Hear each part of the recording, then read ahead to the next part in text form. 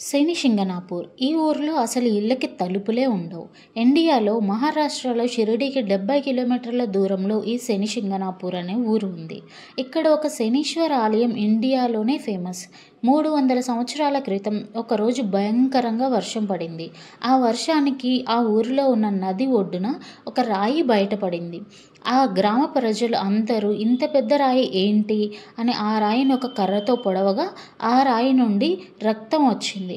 అదే రోజు ఆ ఊరిని పాలించే పెద్ద మనిషి కలలోకి శనీశ్వరుడు కనిపించి ఈ నది ఒడ్డున కనిపించే రాయి తన స్వరూపమే అని చెప్పి తనకు ఒక గుడి కట్టాలి అని, కానీ ఆ గుడికి ఎటువంటి షెల్టర్ ఉండకూడదు అని ఆదేశించారంట. అప్పుడు ఆ ఊరి ప్రజలు అందరూ కలిసి ఆ రాయిని ఆ ఊరి మధ్యలో ప్రతిష్ఠించారు. అప్పటి నుండి స్వామికి నిత్యం తైలాభిషేకం జరుగుతూనే ఉంటుంది. ఆ రోజు నుండి ఆ ఊరిలో ప్రతి ఇంటికి ఉన్న తలుపులు తీసేశారు. ఆ ఊరిలో ఏ ఇంటికి తలుపులు అనేవి ఉండవు.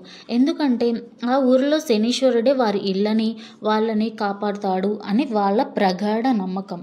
మీరు ఎప్పుడైనా షిరిడి దగ్గరలో వెళ్ళినప్పుడు షిరిడి వెళ్ళినప్పుడు శనిశింగణాపూర్ వెళ్ళడం మాత్రం అస్సలు మిస్ చేయకండి. టెంపుల్ మాత్రం ఖచ్చితంగా విజిట్ చేయండి. అండ్ టెంపుల్కి వెళ్ళినప్పుడు స్వామికి అభిషేకం చేయడం కూడా అస్సలు మర్చిపోవద్దు. అభిషేకం చేయడానికి 500 రూపీస్ ఛార్జ్ చేస్తారు. అభిషేకం టికెట్ అండ్ ఆయిల్ బాటిల్ మనకి 500 రూపీస్ ఛార్జ్ చేస్తారు. 1000తో మనం స్వామికి అభిషేకం చేసి మన చేతులతో మనం స్వామికి అభిషేకం చేసి. If you like my video, like, share and subscribe to my channel. Thank you so much for watching.